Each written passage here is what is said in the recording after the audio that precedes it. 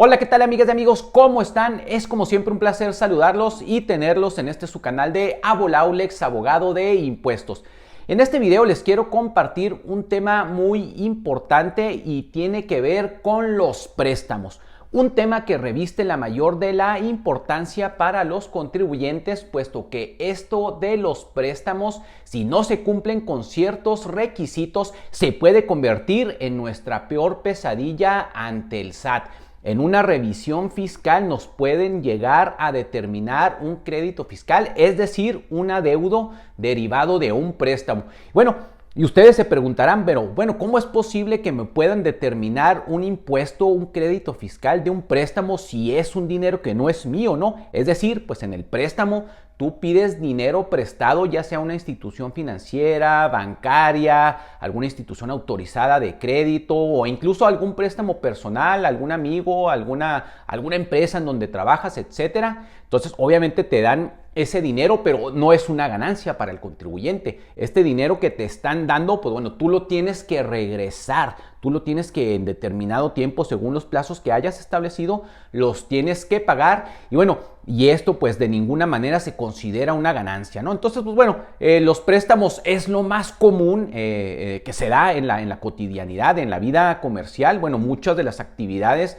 dependen y se hacen basadas precisamente en los préstamos, ¿no? Muchas operaciones financieras dependen en el préstamo o en el crédito. Y bueno, sin embargo, si no se tiene la precaución fiscal debida, nosotros como contribuyentes nos podemos ver en serios problemas. Si no logramos acreditarle al fisco el origen y bueno, procedencia, incluso el pago de este préstamo, si nos hacen una revisión nos pueden llegar a determinar un adeudo fiscal, porque el fisco dice, bueno, es que yo puedo entender que si a ti te prestaron, por ejemplo, 100,000 pesos y no me acreditas que lo pagaste, entonces te quedaste con esos 100,000 pesos y para ti es una ganancia. Esa vendría a ser la lógica del por qué un préstamo puede convertirse en un crédito fiscal. Y es lo que les quiero platicar aquí en el video. Entonces, bueno, es importante que cualquier préstamo que ustedes reciban se encuentre debidamente amparado con la documentación comprobatoria soporte. Entonces, por ejemplo, si vas tú con una institución bancaria, con un banco, bueno, ellos siempre te van a dar un contrato, ¿no? Te van a dar tu contrato de apertura de crédito, de préstamo, te van a establecer las condiciones, te van a establecer los requisitos, los plazos, etcétera. Entonces, tú siempre debes de conservar ese contrato, ese documento. Entonces, otro de los requisitos importantes que ustedes siempre deben de tener a la mano, siempre deben de tener en cuenta, en mente, es conservar los comprobantes de pago. Es decir, esto que estamos platicando aplica para los que reciben el préstamo, no para los que lo otorgan, ¿no? Porque bueno, quienes otorgan un préstamo se supone que en teoría deben de tener acreditado de dónde estás sacando el dinero para prestar. Esto, insisto, aplica para quienes reciben el préstamo, porque de lo contrario se te puede llegar a considerar como un ingreso omitido, ¿no? Que no estás declarando. Entonces, lo importante, el primer requisito es contrato. El segundo requisito es conservar los comprobantes de pago. Si tú te establecieron, si es un préstamo a 6 meses, bueno, cada vez que tú pagues, bueno, asegúrate de tener el comprobante de pago, ¿no? Hiciste una transferencia bancaria, bueno, conserva el comprobante de pago y el estado de cuenta, que ese vendría a ser otro de los requisitos. Entonces ya llevamos 3 requisitos: contrato, comprobante de pago y estado de cuenta. Todo esto para acreditar pues que efectivamente ese dinero que tú recibiste pues lo estás regresando y no puede haber ningún problema. El problema viene, por ejemplo, cuando se hacen préstamos entre particulares, ¿no? Que vas a lo mejor con un prestamista, puede ser un amigo o estas instituciones que también reciben autorizaciones por parte de la Comisión Nacional Bancaria y de Valores para prestar dinero, que a veces no están muy formales. Aquí siempre te recomiendo que cuando vayas con ellos a que te presten dinero, exígeles el contrato. Si te dicen ellos que pues bueno, que no manejan contrato, bueno, lleva tú uno, ¿no? Consigue un contrato de préstamo, son sencillos de elaborar, incluso, bueno, yo no lo recomiendo, pero si estás ya con las prisas, pues puedes descargar un formato de internet, pero bueno, si lo haces y lo descargas de internet, asegúrate bien de que todos los datos sean correctos, que estén debidamente llenados, direcciones, nombres completos, datos de identificación, plazo, intereses, si se fijaron, etcétera. Ustedes pueden llegar a decir, oye, pero pues bueno, si es necesario todos estos requisitos, ¿sí me los puede llegar a pedir la autoridad fiscal? Sí, sí los piden.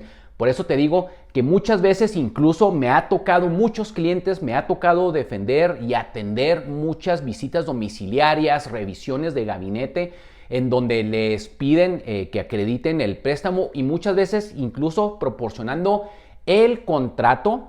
El SAT llega a decir que no es suficiente el contrato, para que también no creas que nada más teniendo tu contrato de préstamo o de mutuo es suficiente. No, el SAT te va a pedir comprobantes de pago y estados de cuenta bancarios. Entonces, esto es muy importante que lo tengan en consideración, amigas y amigos, porque si no, un adeudo, imagínense que un adeudo que a ti te prestaron un dinero porque lo necesitabas para determinada circunstancia, no solamente le debas a quien te prestó, sino que también ahora le debas al fisco, al SAT. Ese es un verdadero problema. Ahora bien, hay otro requisito adicional a esto que les acabo de mencionar que fue establecido por parte de los tribunales. A veces los tribunales, bueno, lejos de ayudar al contribuyente, le vienen a poner más trabas. ¿Por qué les digo esto? Bueno, hay una jurisprudencia que les voy a compartir aquí en pantalla para que la vayan viendo y ustedes la sepan identificar, en donde se establece que además de estos requisitos del contrato, comprobantes de pagos, estados de cuenta,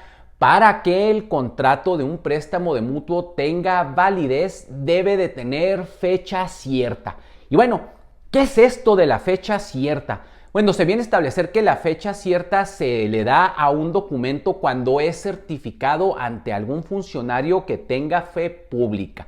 ¿Y quién puede tener fe pública? Bueno, los más conocidos son los notarios públicos o también los corredores públicos o alguna autoridad que tú le presentes un documento y te ponga una recepción de un sello que pueda considerarse como fecha cierta. Entonces, bueno, ¿cómo le pueden dar ustedes fecha cierta a un contrato de préstamo? Bueno, se puede hacer de diferentes maneras. Una de ellas es que vayan ante el fedatario público, ante el notario o el corredor público, y bueno, hagan una ratificación de contenido y firma de este contrato en donde se va a establecer que en determinada fecha se está celebrando un contrato de préstamo. Él va a hacer la certificación y va a asentar la fecha en que se hace ese préstamo. Ojo, obviamente la certificación ante el notario pues debe de ser en la fecha en que se hace el préstamo. Si por ejemplo te prestaron hoy, bueno, la recomendación es que vayas el mismo día, al día siguiente o dentro de la semana, no, pero que sí sea en el mismo año en que te están prestando el dinero la certificación.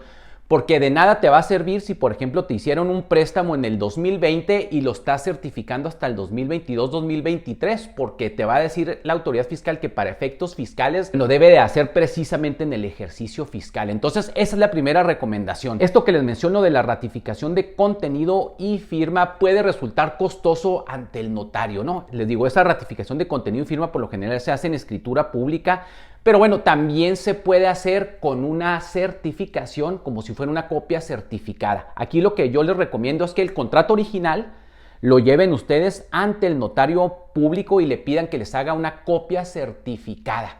Las copias certificadas, bueno, a veces, dependiendo del notario de la localidad, bueno, a veces pueden oscilar entre los 400, 800 mil o hasta 2,000 pesos, ¿no? Dependiendo ya del notario. Pero bueno, como les cuento, la certificación es más barata y el notario les va a poner un sello en donde va a poner la fecha en que se está haciendo y eso ya es fecha cierta. Entonces ustedes ya van a tener su contrato con la fecha cierta. Entonces, a lo mejor dicen ustedes, bueno, estos son demasiados requisitos o si es necesario. Sí, te digo, desafortunadamente para el fisco se está poniendo muy difícil, ponen muchas trabas, muchos requisitos y esto es uno de ellos que se vino a agravar por la determinación que hizo la Corte en esta jurisprudencia que les acabo de compartir de la fecha cierta. Pero bueno, es importante cumplir todos estos requisitos, como lo hemos mencionado ya aquí en el canal, en otros videos que hemos hecho. En materia fiscal, el tema de la documentación de la materialidad es importantísimo. Es algo de lo que ya no se pueden zafar los contribuyentes.